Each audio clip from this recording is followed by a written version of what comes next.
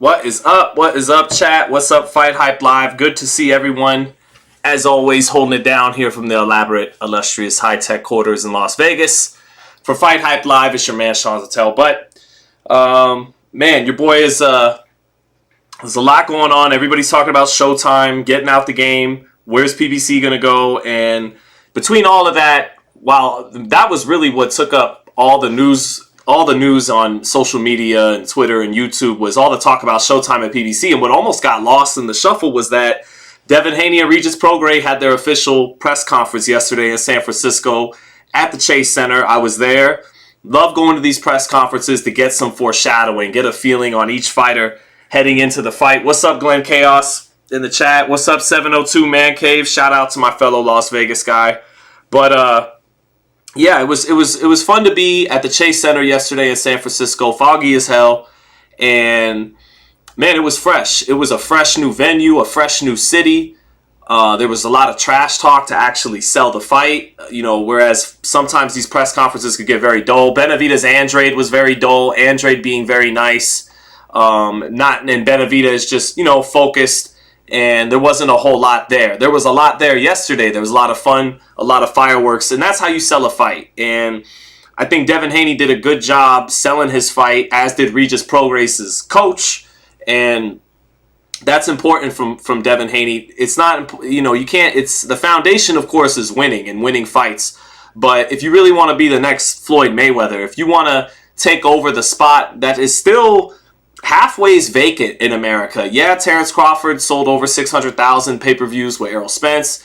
Gervonta Davis did a reported 1.2 million against Ryan Garcia. But it still feels like that spot by Floyd Mayweather in the United States is kind of vacant. And if Devin, like I know he wants to, like everyone knows he wants to grab that spot, it's not enough to just win. Especially if you're not, always getting knockouts, if it's usually by decision, but it's not enough to just win. You got to have a personality. You have to be a salesman to a degree and sell your fights. And I thought he did that very good yesterday. Even had a little Floyd Mayweather in him with the constant cleverness and smiling and very much being the A side. And, to get deep with it for a minute, there's one way Devin Haney's always reminded me of Floyd. Not just somewhat stylistically, not just that he's fast and has fast feet and a good defense. And, he hasn't yet been a Floyd Mayweather yet. He's done incredibly good at this stage of his career, 24 years old, been the undisputed lightweight champion. But one thing he's got in common with Floyd Mayweather that I saw yesterday that I continue to see is a certain entitlement. And I mean that in a positive way, not in a negative way. Ali had this, Sugar Ray Leonard had this, Sugar Ray Robinson had this, Floyd Mayweather had this. It's a certain entitlement. They feel like they're royalty. There's boxing royalty. How dare you even try to get in the ring with me? Mike Tyson once famously did, how dare they challenge me with their somewhat primitive skills? They're just as good as dead. But Mike didn't really behave and feel that way the way those other great boxers did, like Ray Leonard, Ray Robinson, and Ali. And that entitlement, they feel like the whole world is theirs. I want the world, Chico, and everything in it. They genuinely feel in their heart that they're entitled to all the best things in life, to all the belts, to all the victories, to all the glory. And that kind of psychology, it actually helps them as a fighter. And they even have a little bit of snobbishness to them in terms of, you're not on my level. You can't beat me. You shouldn't even be in the ring with me and all that. Ali was like that. And that's a little bit of what Devin was doing to Regis Prograis yesterday. And on the other side for Regis Prograis, one thing I didn't like yesterday, and we'll look at it here in a minute. One thing I didn't like from Regis, and I liked some of what Regis brought to the table. But where is it here where I have it?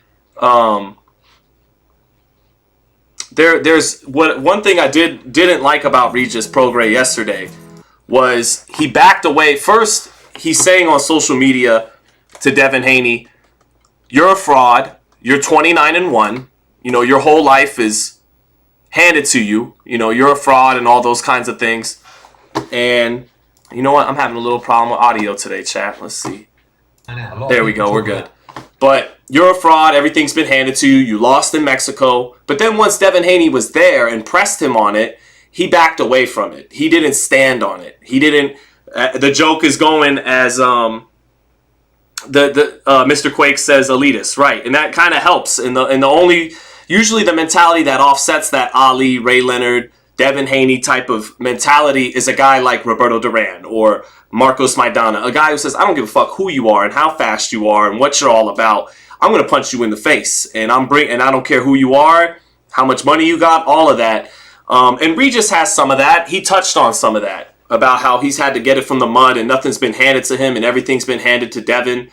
But like that Drewski meme that keeps going around, I stand on business. He didn't stand on business when it came to being pressed about saying Devin's a fraud and that he lost his fight in Mexico and all that kind of stuff. And that wasn't a good sign from Regis. But at the same time, I still saw from Regis Prograis a cool, calm, and collected, focused veteran who knows he has the power to hurt this young man in Devin Haney. He knows he's got the power to hurt this kid in his eyes. So, you know, I didn't hate everything I saw from Regis Prograis. Devin Haney. I think it's going to be a lot more. Let's see it. He was this is Shakur dunked me, and he was trying to dunk me too. You ran, boy. You ran. Regis is just being cool, calm, and collected, trying not, but he set it off. And part of me wonders with Regis, did he already feel like the job is done? I already wound him up. I already got him a little perturbed about saying, you know, his fight was fixed. I got my coach talking crazy to him. Maybe the mental war from Regis was already accomplished. I want this kid to be a little bit more heated so he stands there and exchanges with me more than he normally would because he's trying to prove a point. So I do think Regis Prograis reads a lot, deep type of thinker, reads all that art of war kind of literature. So I think there is a little bit of that. He's trying to get the young man to be a little bit heated so that he instead of just, you know, boxing his head off, he tries to make a point. And while he's trying to make that point, and it just has to be an extra second or two that Regis needs Devin to stand in there and exchange. Because Regis probably only needs one big left hand to change the whole momentum and the whole character of the fight. So just an extra second or two out of Haney to stay in range and to keep exchanging when he doesn't need to. That's probably exactly what Regis Prograis wants. But too much going on up here between all of them. I ain't coming here for that, but yeah, I'm glad he took the fight. I'm glad he took the fight, bro. But Devin giving big, you know, Floyd Mayweather kind of energy, big smile, very, very confident, you know, cocky, ready to back it up, and I like that from Devin Haney. Thank y'all. December night, I'm gonna put on for sure. And I know Devin was licking his lips like, where'd the energy go? Yeah, I'm a fraud. You're going to knock me out. You're going to knock me out in front of all my people, lay me flat on my back. How come your coach is talking tough, but you're not talking tough? Perception of this guy amongst. And that's what I think that smile right there from Devin Haney is saying. Like, you've seen a lot of stuff on social media and Twitter. You talk about his record and he's bought victory. And Devin could have just, oh, okay, you're being nice. Well, I'm going to be nice too. No, Devin pressed the issue and said, you know, he pressed them on, well, what about the fight in Mexico? And then we'll look at it in a little bit. When both guys are asked for their prediction, you know, Haney's the more confident fighter. Or scrub defeats and stuff like that. I mean, is that to get under his skin or? I mean, I think he go back and forth. I don't try to get under nobody's skin. That's not what I do. I just think, you know, maybe he don't get the respect he deserves.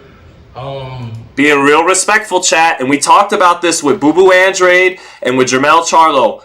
The question is it bordering on too much respect? Devin's not really showing you any respect. He's saying you're a hand-picked bum here to show up in his hometown with your title, and in his words, I'm going to beat the shit out of you and show I'm multiple levels above you. Regis, meanwhile, is being very respectful. Yeah, I feel like he could have had it. See, Devin's right there. I panned over a second late, but Devin was nodding as if to say, yeah, that's right. That's right. Now that I'm here, that's right. Talk about how I don't get my respect as a fighter and how you're not here to talk all that. Yeah, I feel like he could have had it. He could have had an easy way. Now I heard the loss shit got, you know, they bought the loss away or whatever. But you know, Get out of here. whatever. That's I don't know. I heard some Regis, you believe that? Tell the truth. You believe that? I don't know, bro. I don't know. I don't know. Saying I don't know and smiling and you know, lightening your voice, that's not that is factually, as the kids would say, not keeping the same energy from Regis Prograis. Now, that doesn't mean I didn't see a shook fighter. I didn't see anywhere near scared. He's not afraid of Devin Haney in the slightest. But I did see a guy who didn't keep the same energy he did just 24 hours before on the internet, now that the man was right in front of him. And while we're talking about the man being right in front of him, Devin Haney looked like the bigger man, despite coming up from 135. And that's because, unlike these other 35-pounders like Shakur and, Tank, Lomachenko, and then even Teofimo, who is bigger than them, but not as big as Devin.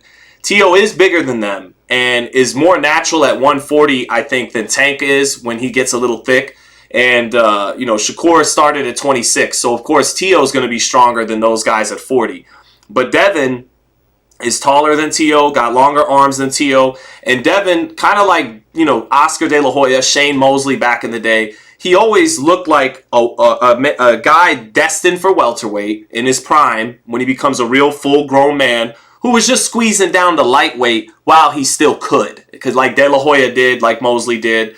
And but he's always been destined to be a full-fledged welterweight. Those other guys are more legit lightweights. And they're all going to get to 140 as well. But Tank and Shakur are going to be small at 140. Teo will be small at 140. He's a little bit bigger than they are, but not as big and not as lengthy as Devin. So Devin looked like the bigger guy. Devin looked like the more confident guy. But Regis also looked like a cool, calm, and collected veteran who might be getting what he wants out of the situation. Getting Devin to get a little heated, a little riled up, and just anything. It doesn't have to be a drastic change. He just needs Haney for an extra second or two to stand in there, and that's how he can get in his left-hand bomb, But so I see that from Regis Prograis. But as far as foreshadowing goes and all that, I like what I'm seeing from Devin Haney more. He looks like a young man who's ascending, going into a new weight class where he's going to be bigger and stronger. And Regis Prograis is a very good fighter, but not going to be the fighter to derail this train at this time. But it's a very good fight right now. And I came away excited. I'm like, well, Haney and Prograis. That's actually a really good fight. And it's in a new place, somewhere fresh, San Francisco, in the Bay, instead of just another Vegas fight, another New York, LA, Texas fight. So I'm feeling it. But let's see here. Sources and shit like that. So you don't believe that. Who told you that, Rich? Who told you? I'm gonna tell you who I come on, I heard I'll tell you who I told you. I can tell you who told me. But anyway, Not standing on business, but that's okay. That shit don't matter, bro. For me, I'm fighting him. I don't care what you got.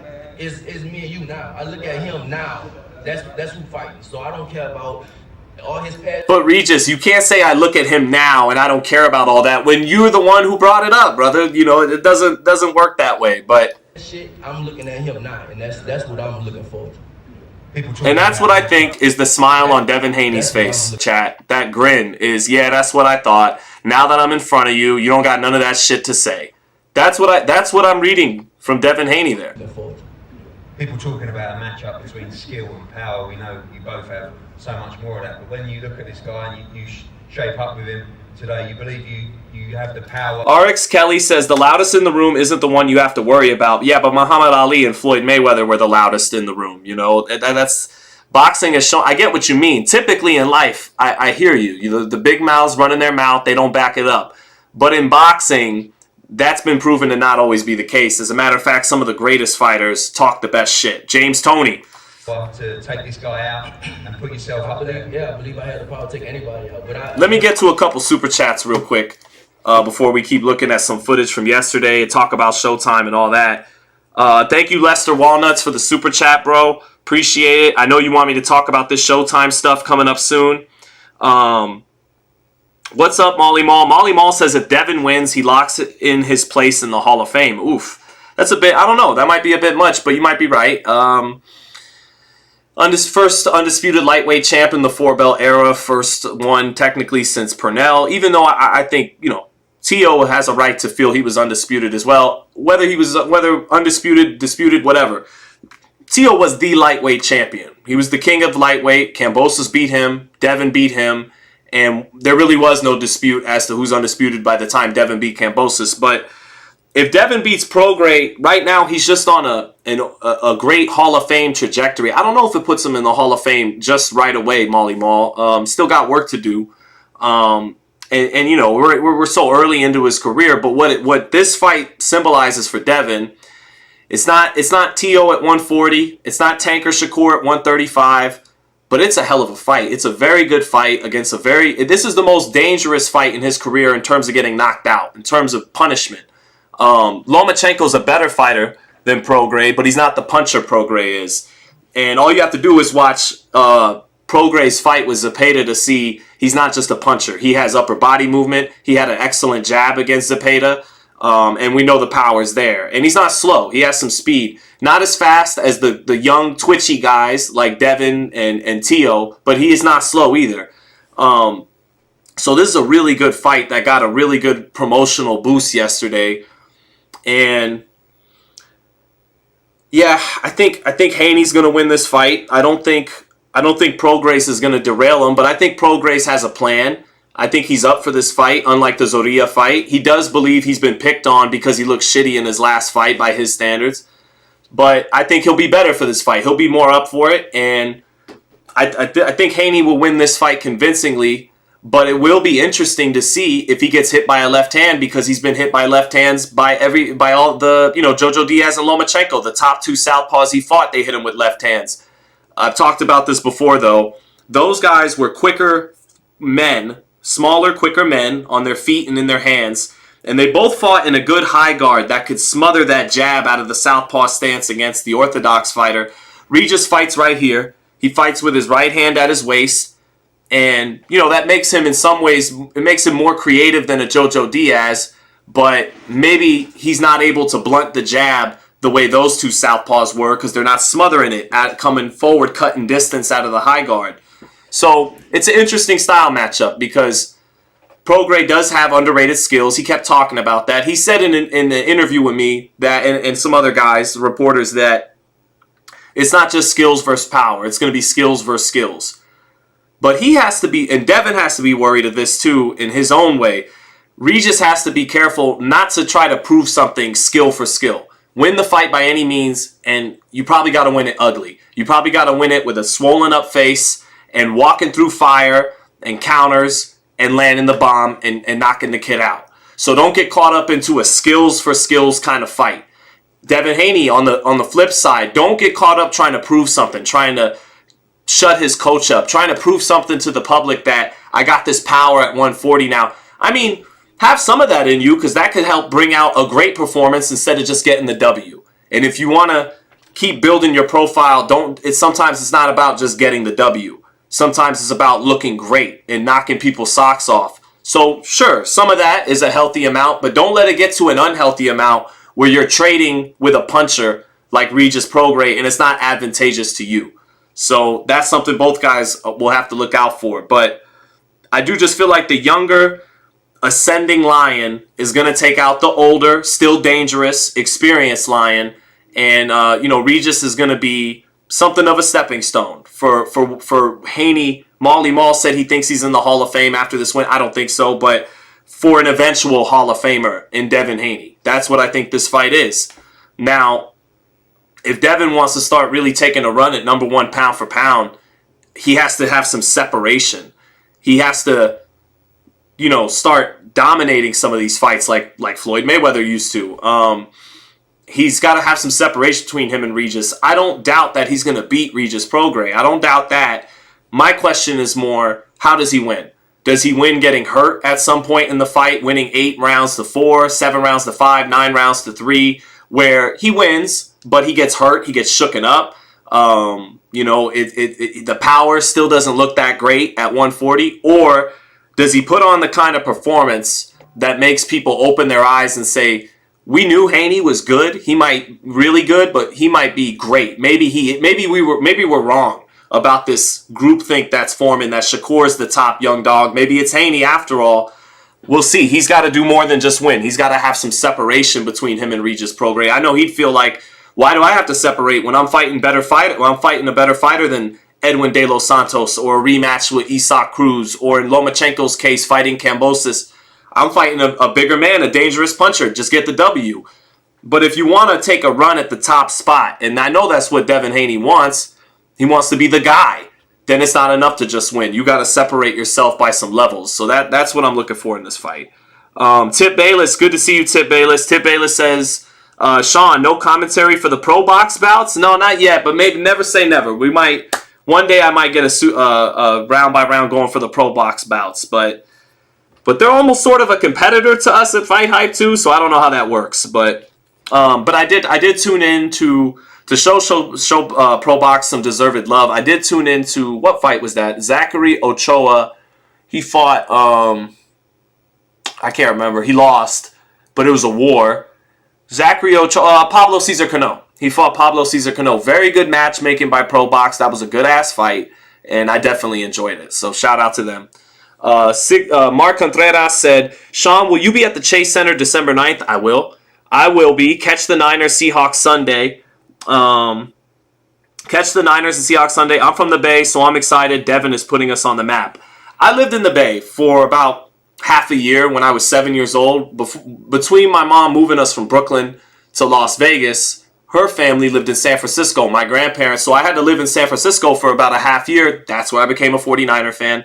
So it's exciting for me, too, to cover a fight somewhere fresh, somewhere new, and not just another Vegas, Texas, New York, LA fight. There was a fresh vibe at the Chase Center yesterday that this is more of what boxing needs in new cities and more cities, and with guys selling their fight, talking shit, not just saying buy the pay-per-view, but giving you nothing to be amused or excited about or give you something to anticipate or a story, something, some rivalry, some tension, anything other than just buy the pay-per-view and I'm training my very best and photo op face off. That's not what yesterday was. We got some drama. We got some tense, some conflict and tension and all that, and that's good. That's what sells a fight.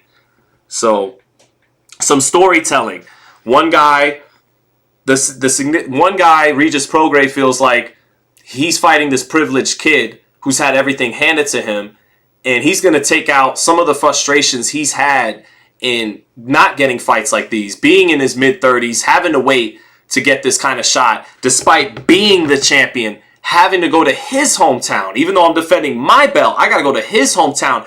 Even though Eddie Hearn's supposed to be my promoter that I won the title, with and all that. Well, he actually won the title, then signed with him. But, he signed me, and I know he did business with Devin, but for the most recent of them working together, he signed me, and he's treating me like an opponent. Devin's name's on the marquee first. We're in his hometown. I'm not even being treated like a champion. So there's that tension of Regis being that underdog, and then Devin Haney on the other side. His tension is he's been hearing this for half his life, that his dad gave him everything, that he ain't really cut like that. He's not about that life. He's not from that life. He's not like that. He's a rich kid, private school kid, as the coach and Bill kept correcting him, said homeschool. He was homeschooled by his grandma, who worked at Ford General Motors in Detroit. She was, one of the management people there, and she homeschooled Devin. So for Devin, beyond winning another belt, this is the chance to prove to not just Regis, but to everybody and there's a lot of people who feel that way about Devin. Fellow fighters, Rolly's talked about it. I'm sure Shakur and Gervonta feel that way to a degree. Regis has said it. It's a chance for Devin to shut all that up and show what he's really made of. Rich kid or not, daddy's money or not, homeschooled or not, I can fucking fight, and I'm the best. So we'll see about all that. That's the storytelling at play, rather than both guys just showing up saying it's going to be a good fight. I'm coming to win. I know he's coming to win. I'm going to give my best. I know he's going to prepare his best, and we'll see who the better man is December 9th in my quasi Caleb Plant voice. But thank you, man. Matt's Adventure said Devin Haney will get on his bike, box Regis's ears off. Simple. Don't expect any more. If he keeps winning, he becomes the guy, as long as he's beating the top. Matt, I don't know if that's true. I don't know. Because I feel like we think that was the case for Floyd. He didn't always get knockouts. He just won. But early in his career, he did get some knockout. He knocked out Arturo Gatti. He knocked out Diego Corrales. Even his homecoming fight, 2003, Grand Rapids, Michigan. He fights Philip Endo, a big puncher. Regis is better than Philip Endo, but a big puncher. And what does Floyd do? He knocks him out. He puts on a show. Early in his career, Pretty Boy Floyd put on a lot of big performances. And it wasn't until he captured that De La Hoya crossover audience and he tapped into something in the psyche of the mainstream public. He pissed them off. He antagonized them.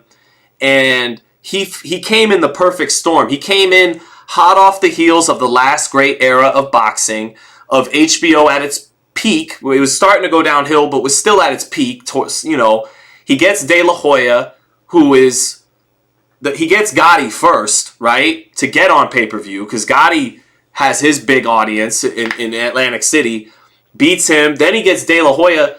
There is no De La Hoya and Gotti out there right now for Devin to beat. There is no fighters at 140 and then at 154 selling massive amounts of pay-per-views. There's Gervonta for him. That's the fight. But he's got to beat a Gervonta. Now, I don't know. I just don't know if I agree with that. I don't know. Floyd didn't just win and then one day became the biggest. He antagonized the viewers. He riled them up, made them want to see him lose. He fought superstars from an era of boxing that was better than it is now, to just keep it 100.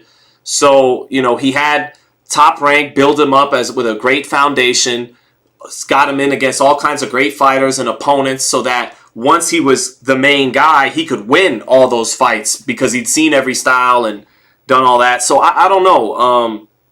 I disagree a little bit, Matt. I think Devin's got to start having some head-turning performances and not just win. I think, because even Tank has some of his shine because Floyd. And Floyd likes to believe it's all because of him and it's all because of Al Heyman. And a lot of it is they took him to the next level, but it was more what got him under the hump. It wasn't his foundation up until 2005. 2005 is when he really birthed all that. Once he got that Gotti pay-per-view and he sold it so well. But yeah, you got to have a foundation of greatness, great performances, beating great fighters. So yeah, Devin's got to do that if he wants to get near the heights Floyd did. And even if you do that, you won't quite reach it because you got to tap into the mainstream consciousness like he did and rile people up, make them feel something. So that's what's important about selling your fight and not just winning your fight. So I saw him take some steps towards that. Floyd is irrelevant today. Floyd is the past. Yeah, I mean, he might be fighting in December still. It would be fitting if Showtime went out in December with a Floyd show because he's the real reason they got over. I think Floyd Mayweather, if PBC and Al Heyman and Steven Espinoza and Showtime, if they're the Patriots or the Spurs, Floyd Mayweather was Tom Brady or Tim Duncan. They ain't that hot without him. Bill Belichick's a great coach. Yeah, Al Heyman's a great mind. Greg Popovich is a great coach, but take away Floyd Mayweather, take away Tom Brady, take away Tim Duncan, and they ain't all that. It's just the case. And yeah, I think that's part of what happened with Showtime. So I guess we could move over to Showtime. Showtime has, since HBO went out of business, statistically and factually, put on the biggest fights in boxing. I want to give them the credit they deserve. They and actually, even before HBO went out of boxing, they held the highest selling pay-per-view of all time. They co-promoted it with HBO. Mayweather-Pacquiao. Number 2 and 3, Canelo and Floyd and McGregor, happened on their network. But it's a little bit of... I said during the year on these lives, I said that Showtime and its supporters were telling everyone this is one of the greatest years in boxing history. But I said, is it really? These fights are good, but Gervonta and Ryan, I said this all year, Gervonta and Ryan was a non-title fight. And I get it. It's a business. Gervonta and Ryan makes more money than Gervonta and Devin and Gervonta and Shakur. I get it. But again, that's fluff, that's flash, that's pizzazz. The substance of the sport is Gervonta proving he's great against Devin or Shakur, right? So, but even with that said, Gervonta versus Ryan, not a title fight. Big fight, Hollywood, mainstream, but not a title fight. The substance isn't truly there. Garcia, very fast hands, great left hook, glorified prospect though. Benavidez Plant should have been a unification. WBC, IBF, yeah, I know David got stripped, this and that, but there was a window to make it happen before he got stripped, and it wasn't even attempted. Benavidez' plant should have been WBC, IBF, unification, right? Instead, Benavidez gets plant, but it's not. I mean, it was a good fight and everything, but he's beating a guy that already been knocked out by Canelo Alvarez, right? So the fight didn't really happen when it was supposed to. Spence and Crawford didn't really happen when it was supposed to. You see the results, one-sided fight. Jermell Charlo and Canelo Alvarez, who was asking for that? Who was asking for it? Nobody. That doesn't mean once it was signed it wasn't a decent enough fight. It turned out to be a terrible fight. So even the greatest year in boxing in so long, it's not what they're telling you it is. I've enjoyed some of these fights, but I've covered greater years in boxing. So, and when I talk to people in the business that know the business, I'm more of the sport guy. Take my word for gospel much more when I talk about what happens in the ring than when I do talking about what happens outside of it. I'm still learning there and don't by nature have that much of an interest in it. My interest really lies with the fighters, the tension between the two fighters, what the fight is really about, not just. And I care about the belts. I care about who's the best in every division. But I also want to figure these guys out as men and what the fight like Haney Prograis, when I touched on Prograis' version, his perspective, Haney's perspective, that's the stuff I'm more interested in. But people I talk to in the business, they go, you really think that Showtime trying to make all these great fights is them trying to do too little too late? No, this has been in motion for years, and you sound dumb when you say that. But it is what it is. Showtime and Espinoza, they never liked working with other promoters outside of TGB, Al Heyman controlled promoters. So the minute they reached out to Oscar De La Hoya, who Steven Espinoza can't stand, and vice versa, and they backdoored De La Hoya to make the fight with Lupe Valencia, you knew they were desperate. Because they would never, if things were going well, even if it did make a lot of money, want to reach out across the aisle and make a fight with Oscar De La Hoya. They can't stand Oscar De La Hoya. Why did they make that fight? Because they needed some numbers that they knew Ryan would generate. And he did generate them. And it's a reported 1.2 million. Because I say it's reported because Showtime never stood on their numbers. It would be reported in some New York outlet, known as valid, but I don't know. I always looked at those New York sources breaking Showtime's number, and I go, where's Showtime located? In New York? That's a little weird to me, but it worked, right? It worked. It did. It blew. It got mainstream attention. Kids that most of us can't know or stand on Twitch, like Kai Kanat and Aiden Ross, they're at the fight. They're talking about the fight. They got the rappers there. They got the Twitch streamers. They got ball players. They got musicians. So they did their thing in terms of at the box office. But that stuff is not a foundation. Getting the rappers to the game, to the fight, getting the actors and the entertainers at the fight, that's great. But that's a symptom of putting on great fights, and that's got to be the foundation of boxing. The problem is PBC, not the problem, but the issue is so many fans want to always be critical of PBC, and we've begun to do that so much that you let Top Rank off the hook. You let Matchroom off the hook. Matchroom USA is basically dead. Now, Haney Prograis is going to be live. That's going to be dope. But that's their best fight they put on in America all year. So when people are like, PBC should go to DAZN is the dead zone. I was just at Smith versus Zerto. Good fight, but, couldn't even fill out a 2,500 seat arena. And I bet you less than 100,000 people tuned in.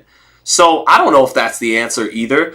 And one thing PBC and especially Al Heyman do grasp that us boxing nerds don't care about. We just want to see the best versus the best, great fights, right? But that alone can't get you there. You need showbiz to get you there. You need Ali talking shit. You need Floyd talking shit. You need Oscar's good looks and dead mom's story, which he admitted was a lie, right? But you need some of that to get to the mainstream audience. There's a better way to describe it, and I'm just tired after Raiders practice and coming home from San Francisco. So, and PBC does that. They get that, but at the expense, I think, of forsaking the foundation of what would make boxing great. Great fights, the best versus the best, all that corny shit that us boxing nerds and boxing fans love. They refused to adhere to it. They thought all those criticisms are from disgruntled, bitter writers, racists, mad because Al Heyman's a black man being the most successful man in boxing, and a whole bunch of other negative motives that, probably are true for some of the people that criticize PBC, but not everybody. Some people were just trying to call a spade, and it had nothing to do with any of that. And they began to shun any and all criticism. Steven Espinoza will, he doesn't respond to that. Well, he will sometimes, but they kind of began to, that you saw them get real friendly on social media with people who would kiss their ass and shun everybody who had anything critical to say. And in the short term, that might make you feel good. But in the long term, you need some of those critics to keep you sharp, to keep you accountable. Some of my haters in the comments, some of what they say about me is true. You didn't push too hard here. Why didn't you ask him this? You seem biased about this and that. And I try to check myself. I have to be accountable. Now, sometimes it just pisses me off. Like, fuck this guy and all that. But over a long term, you need people challenging you, even if they're not always right. And I think if Showtime would have acknowledged some of their criticisms and not just turned them all into you're negative, you're bitter, you have an agenda, you're racist, this and that, it might have, helped long term. But what they would tell me is you're just running your mouth about a bunch of nonsense.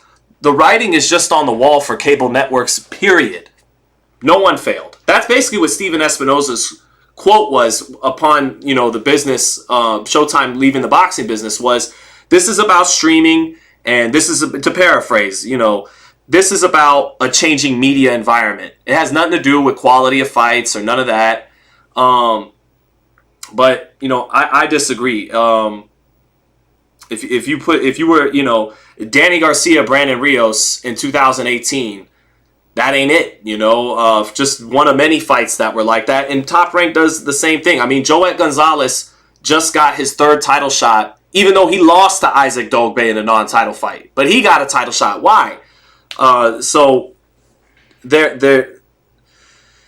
it's tough because there's been so much to criticize about PBC, and yet they've been doing the best job. So what does that say about boxing? What does it say about boxing in America that the network that was making the biggest money on pay-per-views is saying, nah, we're good? What is that? I mean, because really, DAZN would have been under if it wasn't for this Russian oligarch, Leonard Blavatnik, pumping billions of dollars into it. That's not a real business model. That's just some sugar daddy giving you money. That doesn't mean you're really flipping it and profiting off of it and making this kind of business model that's making money. So boxing in America, it needs a lot of people say maybe it needs a reset. I don't know. I don't want to pretend to know. I don't even want to pretend to have all the solutions for what needs to be done. We all know the problems. Fighters don't fight often enough, and oftentimes getting the fights we want to see is like pulling teeth. We all know that's the issues. But some people would say, well, that's that PBC bullshit, right? But then Oscar De La Hoya, who always criticized, and I love Oscar, the golden boy, but him always criticizing that stuff. But look what he does with Jaime Munguia. He doesn't live up to... Him and Eddie Hearn have been on DAZN as co-promoter, not co-promoters, but promoters on the same network for 5 years, and they almost never do business together. Oscar talks about, we as promoters have to make fights together. Why didn't you make Boo Boo Andrade versus Jaime Munguia for the WBO belt at 160? Why not match Jaime Munguia with anybody? So they all do that. Bob Arum joked around after the Maurice Hooker Jose Ramirez fight. He's with the wrong promoter, and then laughed. So they all do it. And as for PBC, I see a lot of people saying they should go to DAZN because then they can fight other Golden Boy matchroom fighters, so they should go to ESPN. ESPN makes a lot more sense than DAZN. A lot more. That'd be dope if PBC went to ESPN, and you get all these Top Rank versus PBC fights. That'd be great. But because that's probably not what's going to happen, I like the Amazon Prime move. Guys like Rick Glazer, who were the first to say Showtime's going out of business. And that's what I mean. That's what I mean by Showtime and Espinoza. You don't have to like Rick Glazer. If you're Espinoza, you don't even have to respect him.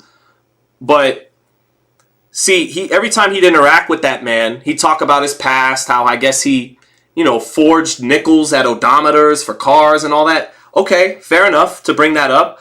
But he's right. He is pulling your card, and he's correct. You are going out of business. And you did interviews with me, and you did interviews with FightHub and with ES News and KO Artists and all of us, kind of lying to us, not being transparent, and not just with us, but who we represent, the fans, your subscriber base. And, up until the very last minute, you refused to admit the writing that was on the wall. And that's what I mean. Okay, maybe Rick Glazer is those things you say and everything, but you still have to acknowledge the valid criticism, and that's what he kind of refused to do.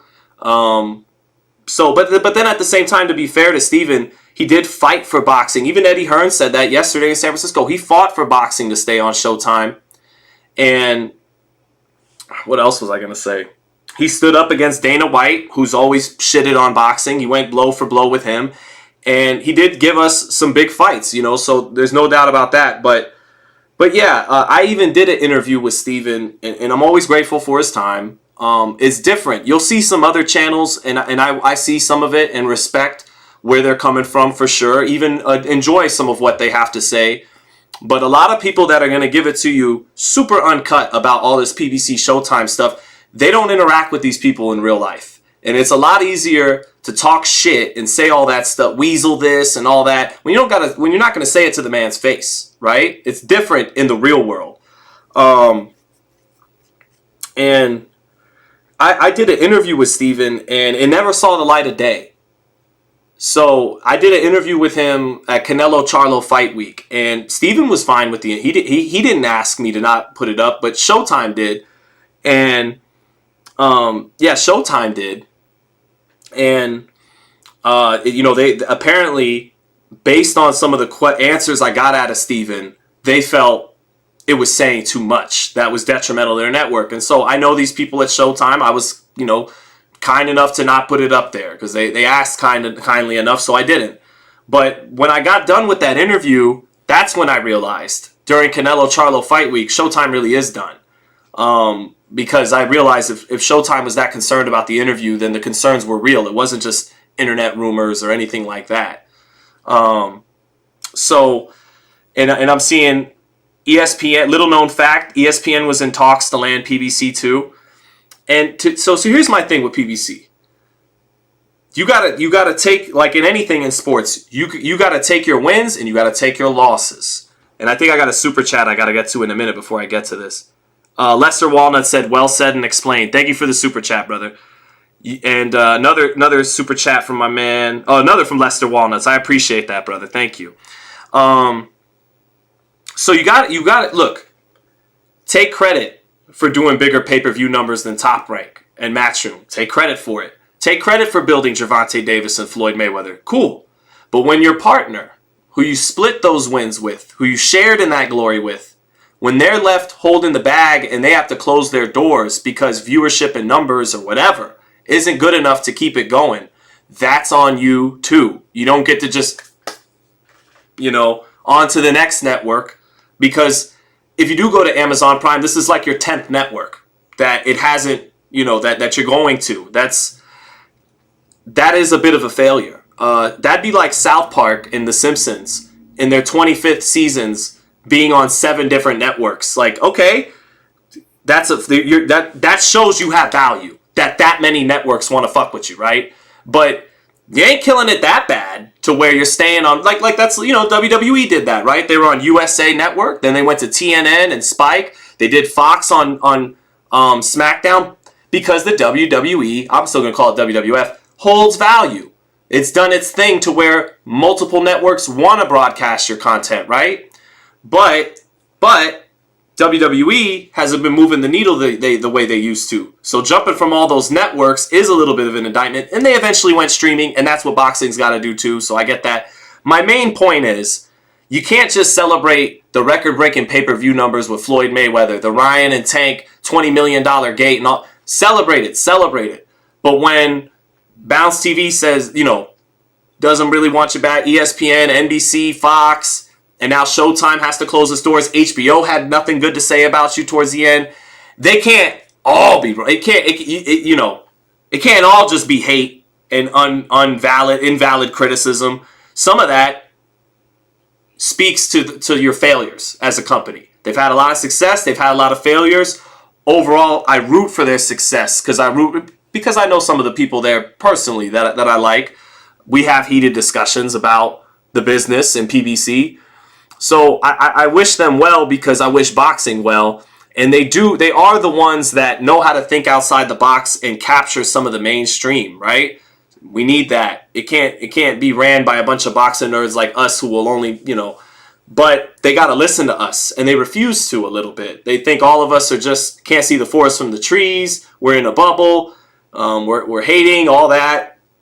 And I think if PBC, they don't have to admit it publicly, but I think they got to admit internally some of that stuff needs to be true. These guys do need to fight more often. We did overpay them in the early beginning and got them too fat and content, and now they want to sit on the shelf until we get them this amount of money and all that. So there's some growing pains that need to be fixed and everything, but I wish them the best. I think them going to Amazon would be a great move because Amazon, when I watch Thursday Night Football, it's fresh. Kind of like I was saying about Haney Prograis in San Francisco. And I don't think DAZN does a good job at all production value. I think they have the worst production values.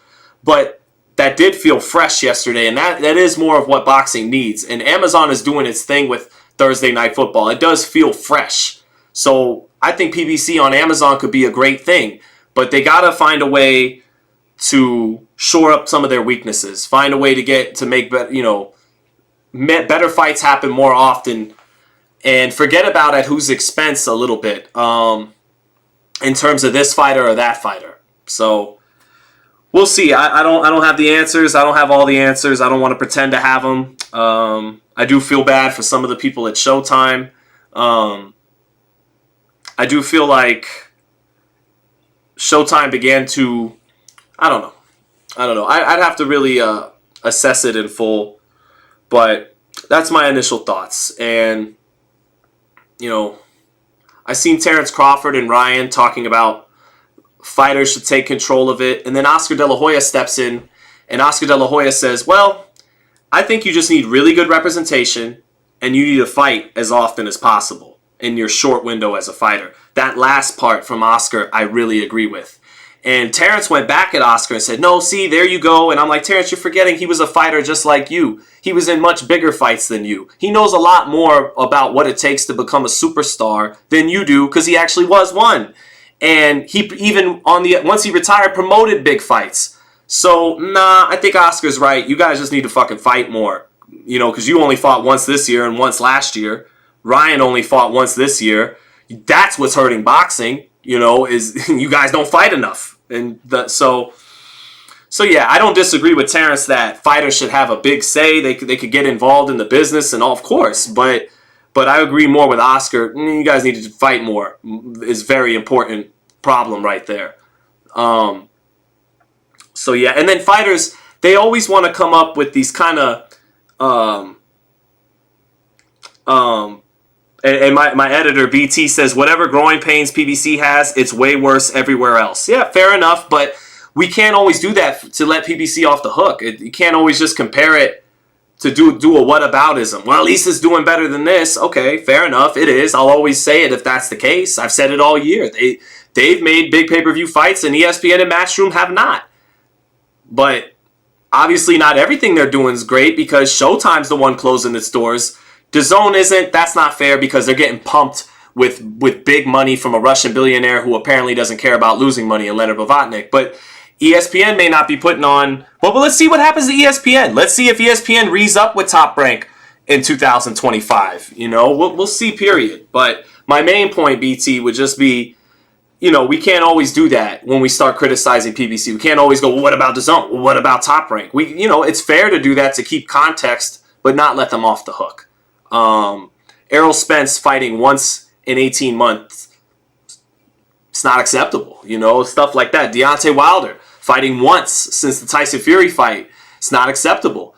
PBC could take credit for Wilder when he sells 3 big pay-per-views with Fury, but this is what I meant by accepting some of the blame when a network like Showtime closes doors. You take your dubs, you take your W's, you set records with Mayweather McGregor, but when you put on one too many Danny Garcia, Brandon Rios, Danny Garcia versus Jose Benavidez Jr. as a main event in a half-filled arena that you used to sell out with ease all the time, those are some failures on your part too.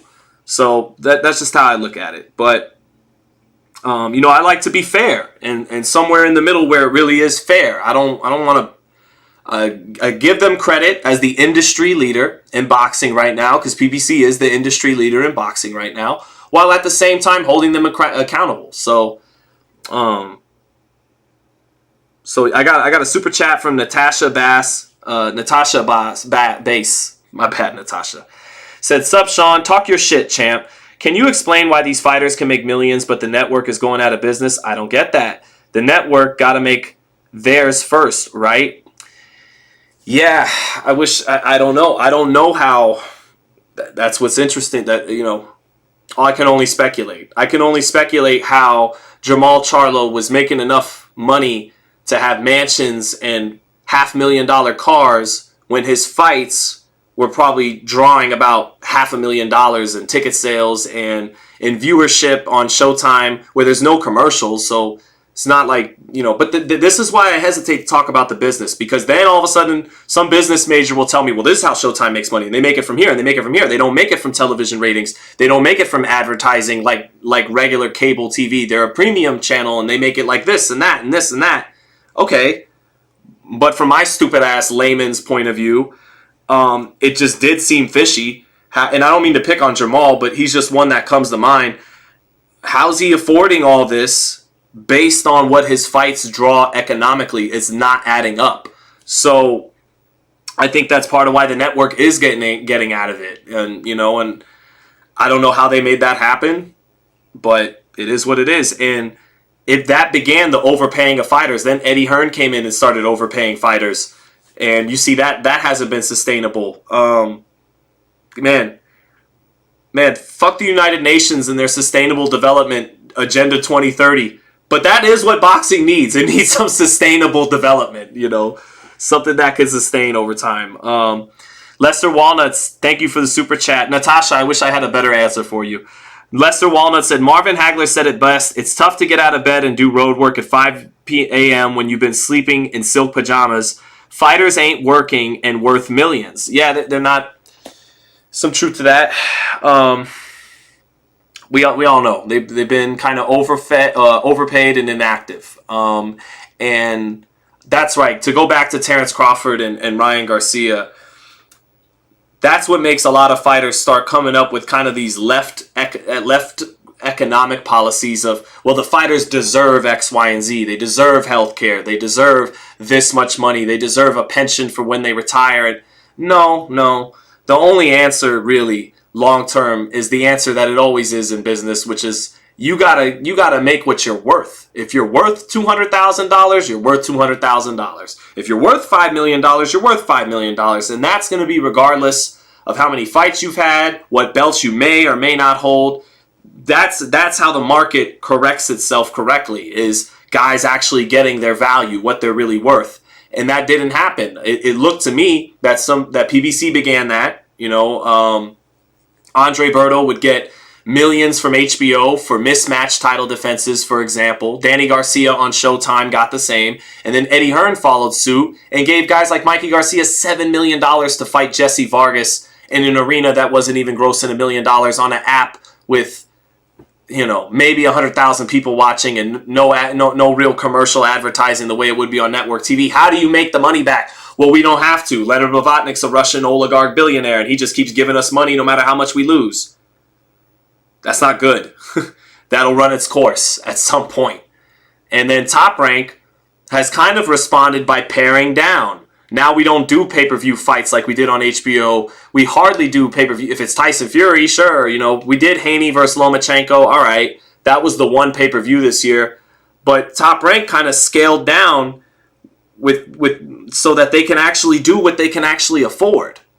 And that means they're not doing as big a show as PBC, but it's because they're doing what they think is actually sustainable and what they can actually afford.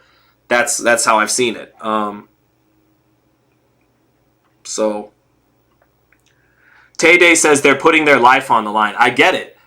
But so is a military soldier, and they're not going to give him $5 million. So is the guy working on Caesar's Palace when it was constructed. He didn't make $5 million. Police officer risks his life every day. Lots of people risk their lives. But you ultimately are going to get what you're worth. There is no, his fight only... Tay Day, I love you, Tay Day. But are you going to pay him the $5 million? Why should anyone in their right mind want to give a fighter more than they're worth if it's going to cost them money? No, that's not how it works. I'm going to pay you what you're worth to where I can still make a profit. Otherwise, why do the business at all?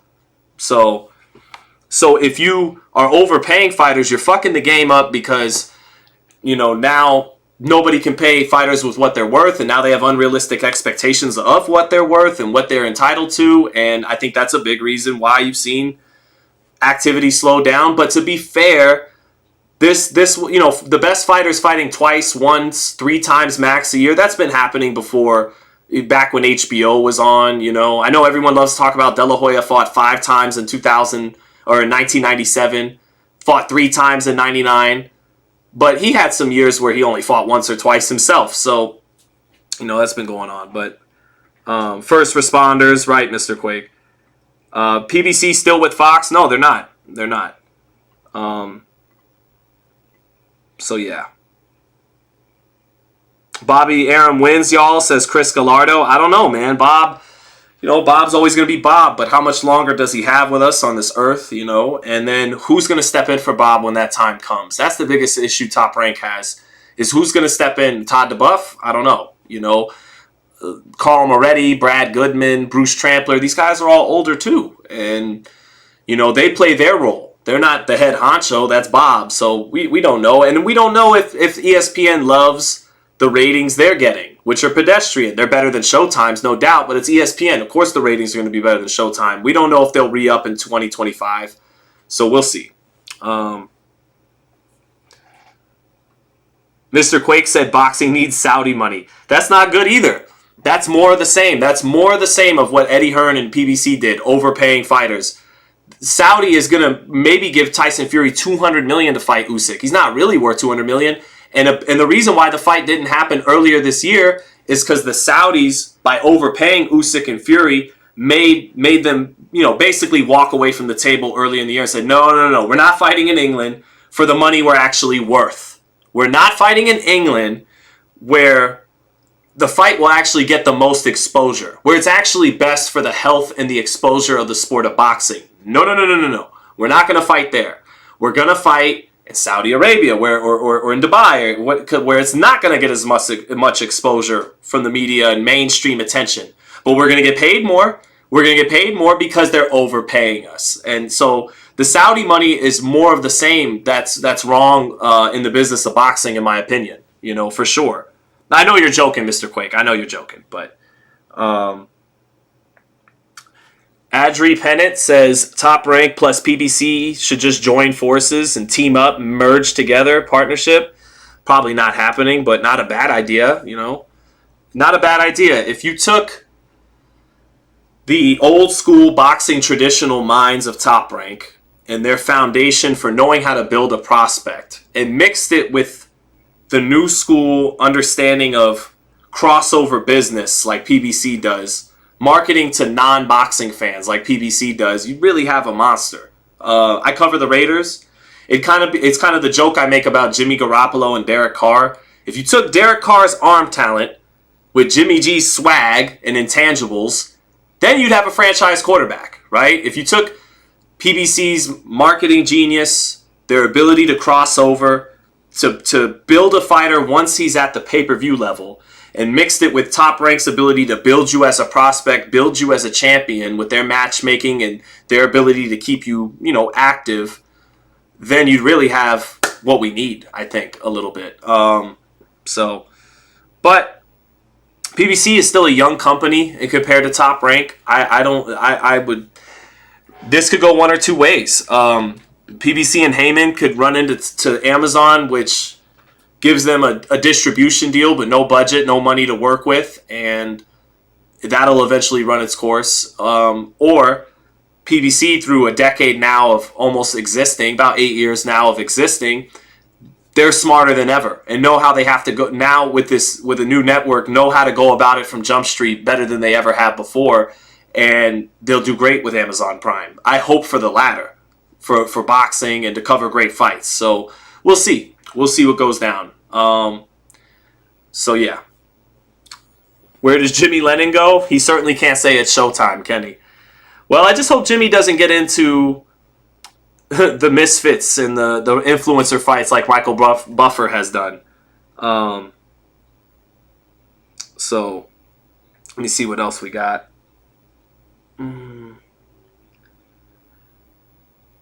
So yeah, that's about it. Let me see, what else did we have to touch on today? Yeah, that's it. PBC saved boxing, says Off the Hook Girls. I don't know. I get that argument of like, well, without PBC, what big fights would boxing have had this year? You know, at a real pay-per-view selling out T-Mobile, selling out MGM level. So I get it. I get what you're saying. There's a really deep intellectual way to kind of combat what you're saying, though. And I don't have it in me right now at 6:45 after Raiders practice and getting home with no sleep from San Francisco. But how do I put this? You don't get to take over the game. And I'm not saying this is maybe a little bit of an exaggeration, but you don't get to take over the game, become the top dog, and then it goes to shit, right? And or it's not what it was, and then not take some blame for that. Like Jay-Z, right? Jay-Z loves to be the guy. He's the Triple H in WWE, Jay-Z in rap. I'm the guy. I sold the most records. I won the belt more than Stone Cold and The Rock. I sold more records than Biggie and Pac, right? But rap went to shit under your watch. Back when it was Pac and Big, dudes were going platinum left and right from all different types of state, making groundbreaking, incredible music. Then you took the game over, and what happened to the game? Triple H, right? Okay, you took it over. You put yourself over on The Rock a million times, the Stone Cold. You became bazillion-time champion, took the boss's daughter, and became the head of WWE, basically, right? Okay, but when you weren't, when it was Hulk Hogan, when it was Stone Cold, when it was The Rock, ratings were 10 times better. Pay-per-views were 10 times, all that, right? So you're the top dog, but look what happened to the game under your watch as the top dog. So I think some of that is in line for PBC too. You take credit for being the top dog, but okay, the game, you know, that's the metaphor I would use a little bit to combat what you're saying. Mills Lane said, "Stop it, bro. Technology killed hip hop." No. Hip hop kind of suffered a similar fate to rock and roll. Started off, it was bold, groundbreaking, beautiful, artistic, and then eventually it became, you know, commercialized, sold out, and then it became a caricature of itself, and then it just went to shit, and then it kind of died. And that's kind of what happened to rock and roll. I'm not picking on hip hop. I love hip hop, but yeah, man, So,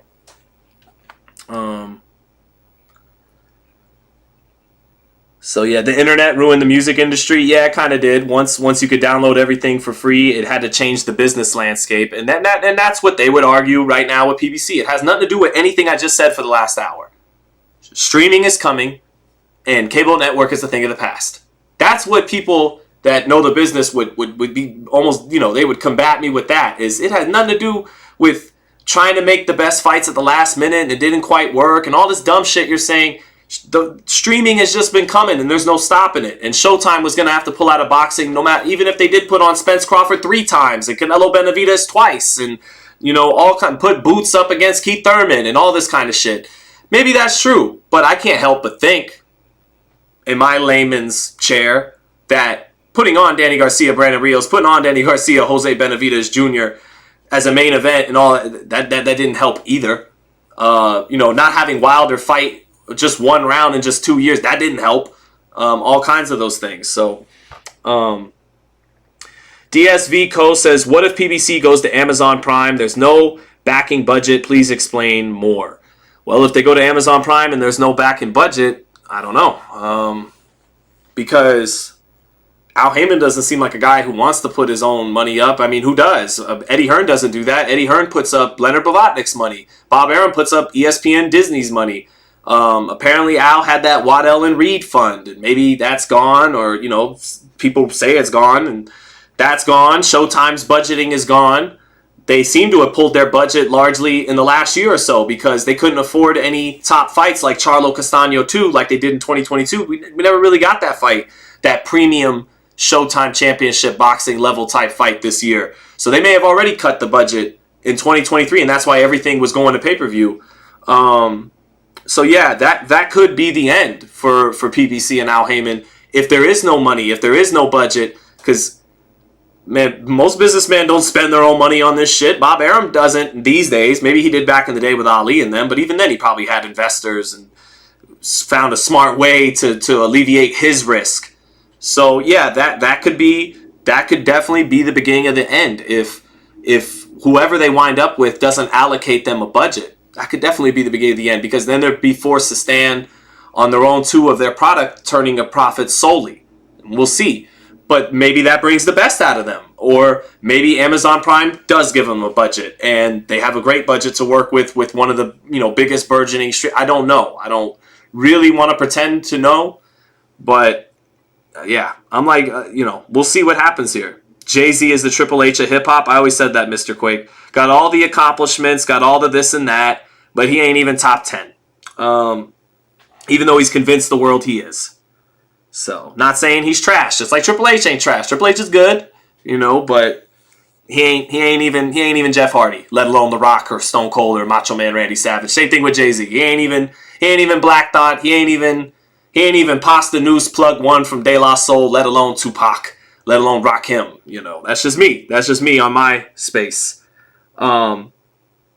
Natasha Bass says, with Prime, nobody can steal the pay-per-view, right? I don't know. Nah, people can always find a way to steal it with today's technology, I think. But I guess it'd be harder. I don't know, Natasha. I feel bad given your super chats that I don't have more concrete information for you. But I do think, no, you can find a way to steal it no matter what, if you're really that pressed to do it. So, Caleb says, this has been such a real live. Thank you, brother. Viewership is down in all entertainment business, says my friend Chichi Torres in the chat. What's up, Ashley Schaefer? Good to see you, too. Ashley Schaefer said boxing should land on Netflix. That's what my wife said. Maybe you women got it figured out better than us. Maybe you're onto something, because that's what my wife said, Ashley. But Chichi saying viewership's been down in all entertainment business. Could it be because it sucks? Could it be because our culture is down at large? Could it be that the chickens are coming home to roost culturally for us here in the United States? That there's only so many years of degenerative music and entertainment we can do before our souls start to reject it or barf it back up? You know, how much longer could we go with another stupid reality show, Jersey Shore, Love and Hip Hop and Jersey Shore, and even the shows that are thought of as highbrow, maybe a show like White Lotus, Game of Thrones. I didn't watch Game of Thrones really, but it's always about blood and sex and power, and that is what the real world entails, so that is highbrow entertainment. But a show like The Sopranos examined the very fabric of what I'm talking about, and that's why it's really the greatest show of all time. Not because it's a bunch of guineas talking gangster shit, but because Sopranos understood. The first episode of The Sopranos in 1999 says, Tony said, I feel like I just missed something. Like I just came in at the end of when it was really good. Hunter Thompson, when 9/11 happened, he said, the party's over. The party's over. And he wrote prophetically, before he killed himself in 2005, that I shudder for the next generation who will look at the 20th century as a fun party that was attended by a bunch of rich kids, meaning the 1960s, the 70s, the 80s, all the partying and drugs and fun and great music. He was like, that's all over. And he was right. 20 years later, it is over. And the chickens come home to roost in our culture. In 1950s, back when people were raised with what would appear to be, what we've been told, real traditionalism, nuclear family, core values, all that kind of stuff. When they saw Elvis Presley shake his hips on Johnny Carson or Ed Sullivan, they knew, oh, that's the devil. Like that's the beginning. Now, people would tell you in the 2000s, in the 90s, 10 years ago, they still will tell you, can you believe that? Can you believe these uptight squares from the 1950s thought Elvis shaking his hips was the devil and was going to lead to the decline of Western civilization? And it's like, they were right. Didn't happen right away. But by 10 years later, music had went from, Viva Las Vegas, Elvis Presley, shoobop, shoobop, my love, to take drugs, take LSD, do, free thinking, sex, all that. And then that eventually turned into disco and cocaine. And then that eventually turned into hip hop and, mad violence in the music and all that. And then eventually that devolved into fucking Cardi B and just bitches shaking ass with no intellect, nothing attached to it, no art, no nothing. And it just devolves into that. And that I think is part of why Chi Torres entertainment is struggling throughout. It's not profound. It's not inspiring. It's not gripping. It's not enlightening. It doesn't grip the human soul and expand consciousness and make us dream and think and all that kind of stuff, So whether it's boxing, whether it's sports, whether it's entertainment and music and movies, and yeah, man, I think Muhammad Ali's not walking through that door. Francis Coppola and The Godfather ain't walking through that door. We got some serious assessment, all of us as people and as Americans, look in the mirror and decide what we really want to be going forward, as a country. So all of us. So that's just how I look at it, man. That's how I look at it. Yeah, it's repetitive and cliche, says Mr. Quake. Yeah, everything is a derivative off something that's already been done. So when Black Sheep came out, with, Engine number 9, that was fresh and bold. That was not the 1980s. I don't even like Madonna, right? But when she came out with Vogue in 1990, the sound, the look of the music video, everything told you the 80s are fucking done. And this is new, this is bold, this is something different. And yeah, we do get something different, but it's not a good different. Anyways, that's about it. I'll leave on that, chat. I do wish PBC the best. I'm grateful for the people at Showtime, like Steve Pratt, like Mitch Abrasim. There's a great woman that escapes my name for them right now. For Steven Espinoza, for all the fighters that fought on there and all the great fights I got to cover and help feed my family by covering those fights. And I'm grateful for all that. And I'm not happy to see them close their doors. But I do want to hold people accountable in my position so I can, help this sport do what's right. So I hope PBC doesn't just look at their wins they had from Showtime, but looks at things they need to improve so they can be better going forward, so boxing can be better, because they are the industry leader. And yeah, man, that's all. I just want to be fair and wish them the best, wish all of you the best, wish everybody the best. And I do think Haney's going to be Prograis. So, and I'm looking forward to that fight. Everyone, keep it locked in. What do we got Saturday? Jorge Linares versus Catterall. I got Catterall. Alexis Rocha versus Giovanni Santillan. I got Rocha. Why do you think Bob Arum's saying, yeah, go ahead, go over there, go to Golden Boy and fight Rocha? We're not worried about it, because that shows you their level of faith in Santillan. That's not Top Rank doing, see, we're willing to work with other promoters. We'll make it happen. To make good fights happen. No, yeah, you go ahead and pay his purse and put him in with your kid, Rocha. We're good. Go for it. Have a good time. So, yeah, I think Rocha wins that fight, even though Santillan's undefeated. And I think Catterall wins that fight. So, God bless everyone. I know I got a little bit preachy there at the end, and maybe a little bit obtuse with some of what I was saying. Probably a lot of what I said in this live was obtuse, but I'm trying and I'm not lying. So, thank you, everybody, and God bless, and everyone have a great rest of the week. Keep it locked in here on FightHype. Blind Faith said, salute, Sean. I'm getting my PEDs in and Undisputed. You have to. I don't know how people play video games at a high level without smoking weed. I don't know.